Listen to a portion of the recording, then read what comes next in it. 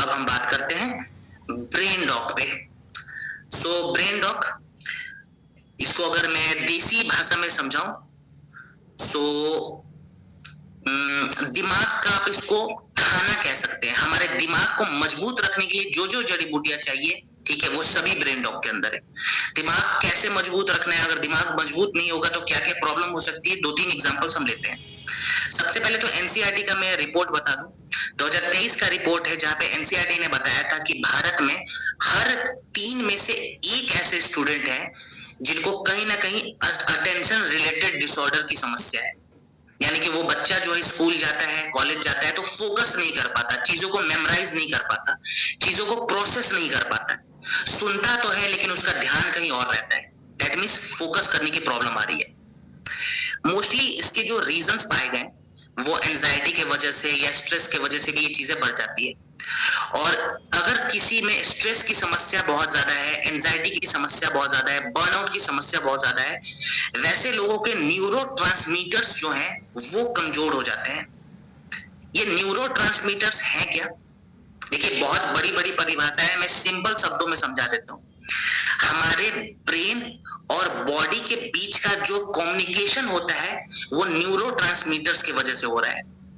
अगर आप लोग किसी चीज को सुनकर, समझकर लिख रहे हैं तो वो न्यूरोट्रांसमीटर्स की वजह से हो रहा है। मतलब हमारी जो मेंटल कैपेबिलिटीज है वो हमारे फिजिकल फंक्शन को कंट्रोल करती है। मैं अभी हाथ मूव कर रहा हूं, ये सीधा सीधा एग्जांपल है न्यूरोट्रांसमीटर का। सो अगर न्यूरोट्रांसमीटर कमजोर हो जाए तो एक बहुत ही कॉमन बीमारी है जो फैल सकती है, जो बढ़ सकती है, जिसका नाम है पार्किंसन डिजीज। सो पार्किंसन डिजीज में बेसिकली होता क्या है, हमारे न्यूरॉन्स जो ब्रेन के हैं वो ढीले हो जाते हैं, कमजोर हो जाते हैं, ठीक है। सो यहाँ पे अपने ब्रेन के फंक्शंस को मजबूत रखने के लिए और दिमाग की जो हमारी कोशिकाएं होता है, ब्रेन के जो सेल्स होते हैं उनको मजबूत रखने के लिए हमने ब्रेन डॉग का निर्माण करा हुआ है। ये कैसे काम करेगा और कौन कौन से मेजर जड़ी बूटियां हैं इसके अंदर? तो सबसे पहले अगेन हम सबसे पॉपुलर जड़ी बूटी के बारे में बात करेंगे, ब्रह्मी। सो ब्रह्मी के अंदर कुछ ऐसी प्रॉपर्टीज होती है जो हमारे ब्रेन के लर्निंग कैपेसिटी को बढ़ा देगी।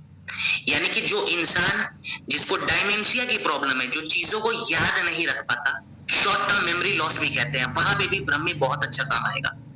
क्योंकि ये चीजों को हमारे ब्रेन में कुछ ऐसी कैपेबिलिटीज बढ़ाता है कि हमारे मेमोरी फंक्शन इंप्रूव हो जाते हैं। दूसरा हमने शंख पुष्पी ऐड करा हुआ है, ये हाइपर एक्टिविटी को रिड्यूस करता है। यानी कि हमारे शरीर में जो डोपामाइन लेवल है उसको बैलेंस करता है और कॉर्टिसोल को रिड्यूस कर देता है। सो शंख पुष्पी के बाद हमने ऐड करा हुआ है ज्योतिषमती का। ज्योतिषमती बेसिकली क्या करता है, इसके अंदर कुछ ऐसी प्रॉपर्टीज होती है जो हमारे ब्रेन के साइनेप्टिक प्लास्टिसिटी को इंप्रूव कराता है। ये साइनेप्टिक प्लास्टिसिटी है क्या, इसको बहुत सिंपल तरीके से समझते हैं। देखिए, हम जब भी कोई नई चीजें सीखते हैं, बाइक चलाना हो गया, क्रिकेट खेलना हो गया, जब हम फर्स्ट टाइम बाइक चलाते हैं तो हम बहुत बड़ा नर्वस रहते हैं, लेकिन जब हम उस टेक्निक को सीख लेते हैं तो हमारे जो ब्रेन है वो नए नए साइनेप्स को डेवलप कराते हैं। आप कोई भी नई चीजें सीखो, आपका ब्रेन नया साइनेप बना देगा, ठीक है।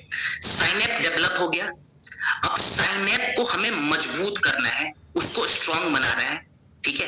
तो साइनेप को स्ट्रांग बनाने के लिए हमारे ब्रेन का मजबूत होना बहुत जरूरी है। ब्रेन के अंदर जो इम्यूनिटी है उसको बढ़ाना बहुत जरूरी है।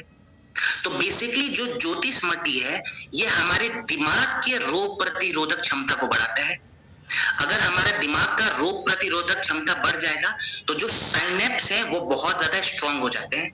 इसी को साइनेप्टिक प्लास्टिसिटी कहा जाता है। और मैं एक गेम बता देता हूं, आप सभी को तो पता होगा लेकिन ये शायद कुछ ही लोग खेलते होंगे। यहाँ पे चेस का नाम सुना है सभी ने, ठीक है। बच्चों को कम से कम आधा घंटा चेस प्रैक्टिस करने के लिए जरूर बोले, अगर आप प्रोडक्ट दे रहे तो।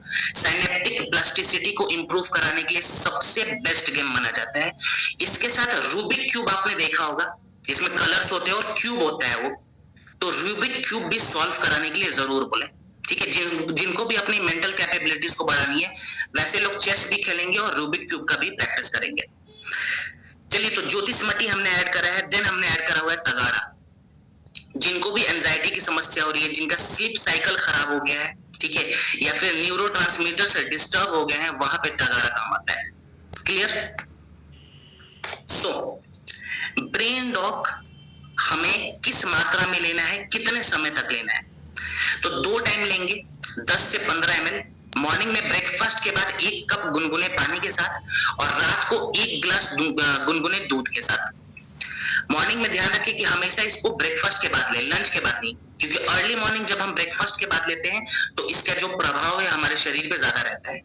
और रात को सोने से पहले लेंगे, तो सोने से पहले 1 गिलास दूध लें, उसमें 10 से 15 ml ब्रेन डॉग को मिलाएं और विदाउट शुगर कंज्यूम करें। ठीक है? कितने समय तक लेंगे?